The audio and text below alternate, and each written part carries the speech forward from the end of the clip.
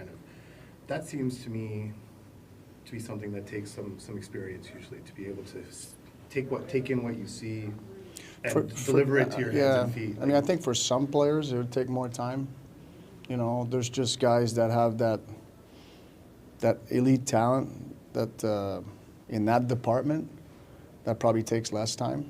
But there's players that actually get there too. It unfolded fast, and the timing hit hard. In the hours after a tough game, a sudden change at practice placed Demidov in a difficult new spot. The shift came right after a key moment for the Montreal Canadiens, and it created a wave of attention around one of their youngest forwards. The update landed quickly and changed his place in the lineup. On November 16, 2025, the Canadiens faced the Boston Bruins in a penalty-heavy matchup. Reuters reported that Montreal went 0 for 7 on the power play. Every chance slipped away. The same report said the Canadiens outshot Boston 28-23, but none of the 7-man advantage chances produced a goal. The missed opportunities became the main story as soon as the game ended. The next morning, practice revealed a major adjustment. One report stated Zachary Bolduc has earned a promotion and is placed on the first power play unit, while young Ivan Demidov unfortunately takes the hit with the demotion and is moved down to the second wave. Another report clarified the lineup. Habs have Zachary Bolduc in bumper spot on number 1 power play at practice this morning. Second power play unit at practice has Oliver Kapanen with Ivan Demidov. This change appeared only weeks after Demidov had been praised for handling a top unit role. Earlier in the season, Sportsnet quoted coach Martin St. Louis saying, "I've known all along that Demi can play on the first power play." Demidov earned that spot with a strong performance on October 25th. Reuters confirmed that he recorded 1 goal and 2 assists in a 4-3 comeback win over the Vancouver Canucks. That game marked one of his early highlights. Sportsnet reported that Demidov replacing Bolduc on the top unit offered up 3 rescue breaths that allowed Montreal to swing the game. His play on the right half wall helped drive the comeback. But now, after the latest power play struggles, the Canadiens reversed the setup again. Bolduc is back on the top unit. Demidov is on the second wave. The 0 for 7 night against Boston placed the spotlight on special team performance. The shift at practice reflected the coaching staff's decision to reset the structure. Demidov's new role is tied directly to that night's result. The missed chances set off changes, and his position on the power play became part of the fallout. The move carries weight because Demidov entered the season in a strong position. He came into Montreal as a top draft pick. He was selected 5th overall in the 2024 NHL Draft, according to his official profile. His debut on April 14th, 2025 included a goal and an assist. These details showed how quickly he made an impact when he first joined the team. His early progress also came after strong work overseas. Reports noted that he had been shortlisted for KHL Rookie of the Year during his time with SKA St. Petersburg. His role in that league gave him a solid record before coming to Montreal. These facts shaped expectations around him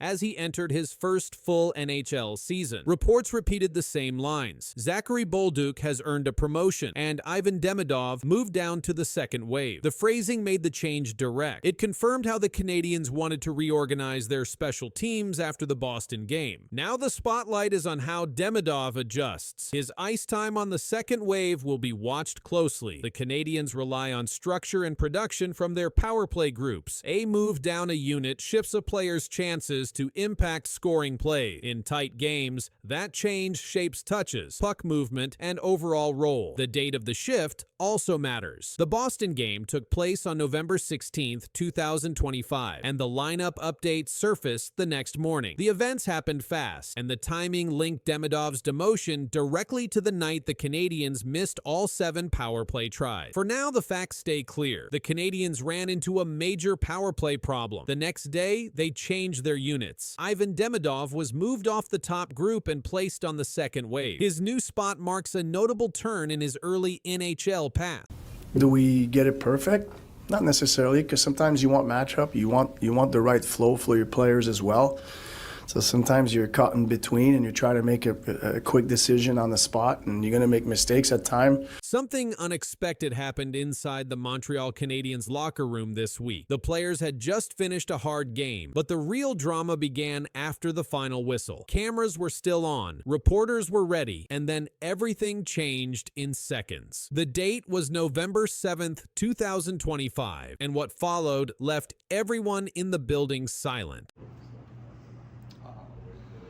Just not good enough from my side. I don't know. It's really hard. Yeah.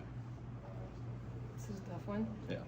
The Canadiens had just finished a 6-2 victory when goalie Jacob Dobes surprised everyone by cutting short his media interview. According to journalist Elias Edmondson, Dobes had enough at one point and abruptly ended his post-game interviews himself. The statement was confirmed by multiple reporters who were inside the room. Moments after he left the podium, teammates moved toward him. One player said, "We didn't lose because of him." That single comment echoed through the room and showed the team's reaction in real time. Head coach Martin St. Louis later explained what happened. He told media, "We'll talk to Dobes. He's played really well for us." His calm tone followed a tense evening that showed the emotional side of a long season. The timing of the scene matched growing debate around how the Canadiens are using their young stars. Rookie Ivan Demidov and forward Zach Bolduc continue to post points, yet their minutes stay limited. In a game earlier that week, Demidov scored the tying goal against Ottawa with 2 minutes 23 seconds left in regulation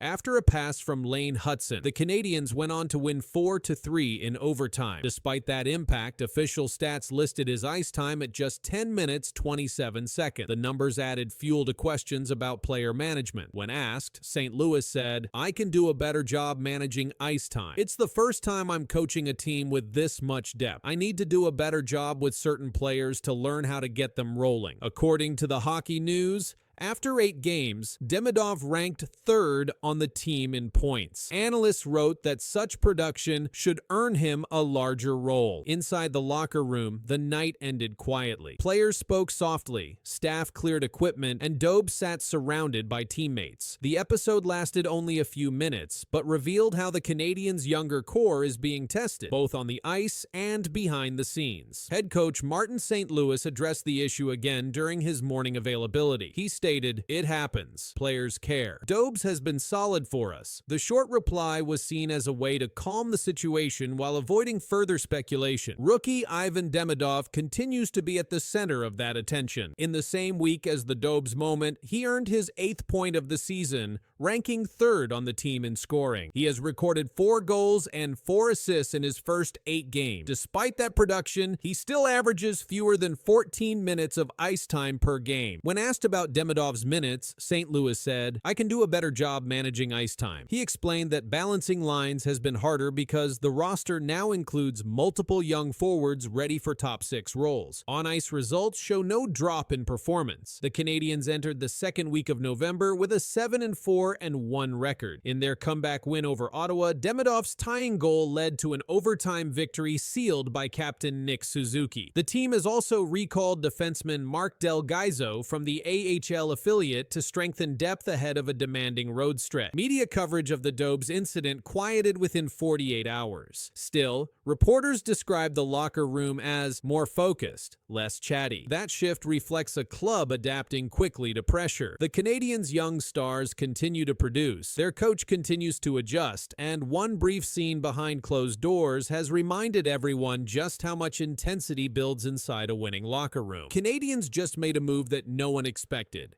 Their goalie rotation is not just a strategy anymore. It's a full-on shakeup. A rookie just stepped over the veteran, and it's changing how the team plays. This isn't a small decision. This is the kind of move that turns heads and flips locker rooms. Here's exactly what just happened. The Canadiens started the season with 2 main goalies, Sam Montembeault and Jacob Dobes. Montembeault was the older one, the trusted name. He played for the Canadiens before. Most people thought he would play the biggest games this season. But something different happened. Dobes, who is younger and new to the NHL, started playing. And he played well, very well. In fact, his record was perfect. 6 wins, 0 losses. His goals against average was 1.97. His save percentage was .930. That means he was stopping almost every shot he faced. Coaches and fans started noticing fast. Montreal was winning games with Dobes in net. The team looked fast, sharp, and confident. But still, Coach Martin St. Louis said Montembeault was his number one. He said that on record. He told reporters Montembeault was still their lead goalie, but actions on the ice started to show something else. One night, Montembeault started against the Flyers. Then reports came out saying Dobes would start against the Devils. This rotation wasn't just a one-time switch. It started looking like a pattern. Sports Illustrated wrote that the Canadiens need to make the right choice in goal, and the right choice, they said, was Dobes. They pointed out how good his numbers are and how much confidence the team shows when he plays. The Canadiens' full team record was 10 wins, 3 losses, and 2 overtime losses. Out of those 10 wins, 6 came with Dobes in goal. That's a clear signal, and fans saw it too. Social media lit up with talks about the shift in net. Now, the Canadiens have a big question. Who is the real number one goalie? Montembeault may still have the coach's trust, but Dobes has the wins, the stats, and the pressure is building to keep him in net. The goalie change doesn't just affect one player, it affects the whole team. When a new goalie starts, the defense changes. Players have to learn how he moves, how he talks, and what kind of shots he handles best. The Canadiens now need to adjust quickly, because this change isn't small. It's a big moment for the season. Dobes has made it clear on the ice. He's calm, quick, and confident. He makes big saves look easy. Players in front of him feel that. When the goalie plays strong, the whole team plays better. That's what's been happening. Montembeault, on the other hand, is not playing badly. He's just not standing out the way Dobes is. Some fans say it's not fair, that Montembeault didn't lose his spot, Dobes just stole it. But in hockey, it's not always about being fair, it's about results. And right now, Dobes is delivering. This kind of goalie change doesn't happen often. Usually, teams stick with one starter.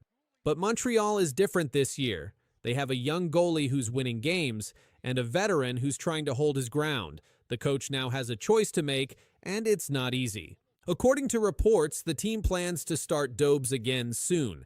That means the rotation may continue. 1 game for Montembeault, 1 for Dobes. But if Dobes keeps winning, the team may stop rotating. They may just ride the hot hand. Sports Illustrated said, "The Canadiens are pushing forward. That choice is giving more starts and trust to Jakub Dobes over Sam Montembeault." That statement shows how big this decision is. It's not just about one game. It's about who leads the team the rest of the season. The Canadiens are doing well. They're in a strong spot in the standings. But big games are coming, and playoff spots are not given. They're earned. The goalie they choose now could be the difference between winning or losing later. For now, Dobes has made his case. The numbers speak for themselves, and the Canadiens just did the unthinkable. They flipped the net and gave the job to the rookie.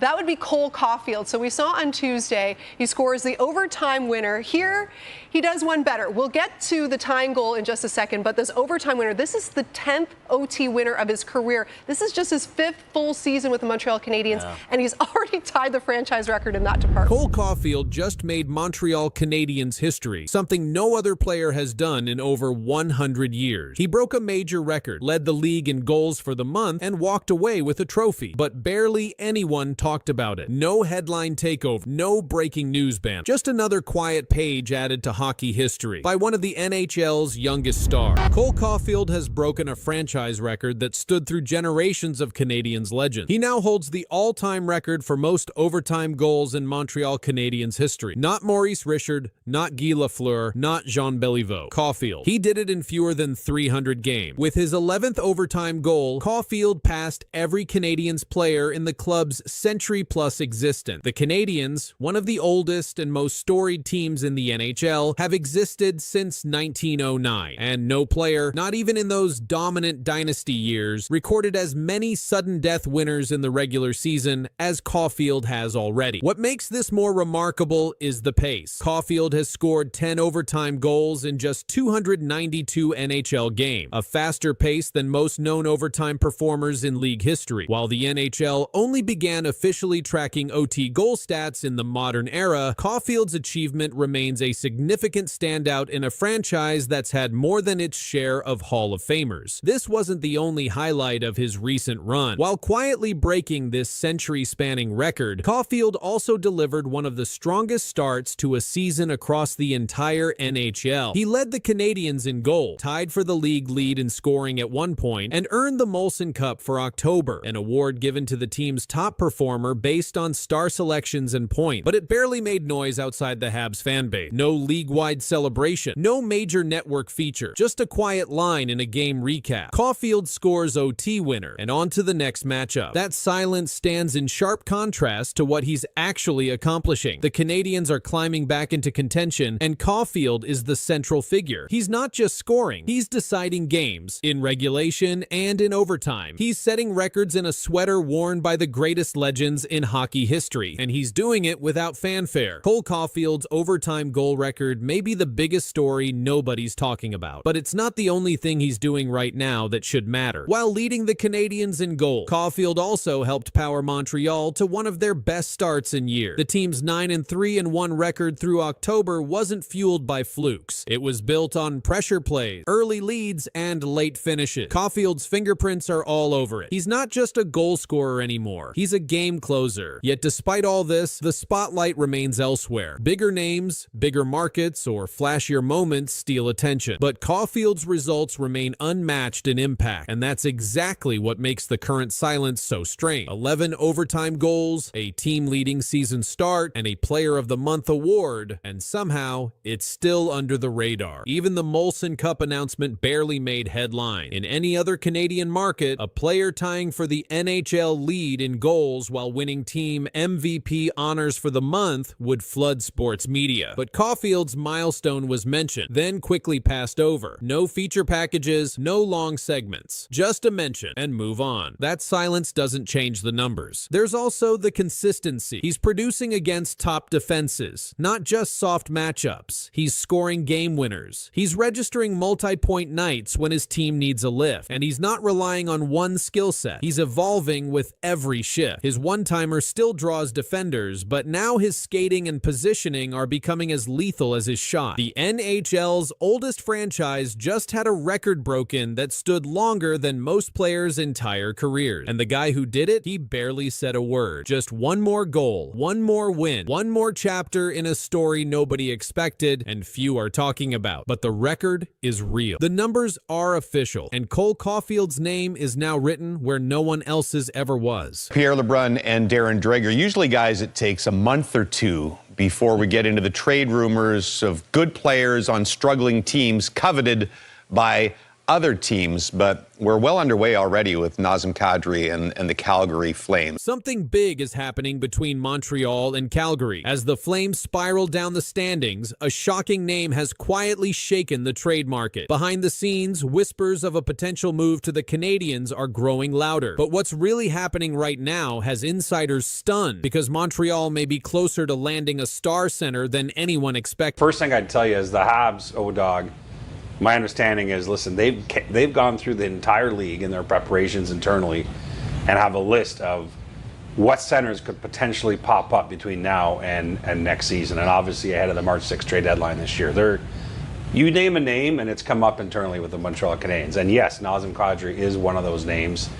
I think the Habs would have interest in him. Nazem Kadri's name has become one of the most active in NHL trade circle. The Calgary Flames sit at 2-8 and 1-11 games, their worst start in years. Kadri leads the team with 8 points in those contests and is now just 4 games away from reaching the 1,000 game milestone in his NHL career. Despite his performance, the growing instability inside Calgary has sparked league-wide trade speculation. According to multiple reports, the Montreal Canadiens are one of several teams exploring center options. TSN insiders Pierre LeBrun and Darren Dreger confirmed that Montreal continues to search for a true second-line center to strengthen their roster. LeBrun noted that if Calgary ever decides to move Kadri, the Canadiens would be a logical fit. However, both analysts emphasized that the Flames are nowhere close to making that decision. Kadri's contract remains a significant fact. He is signed through 2029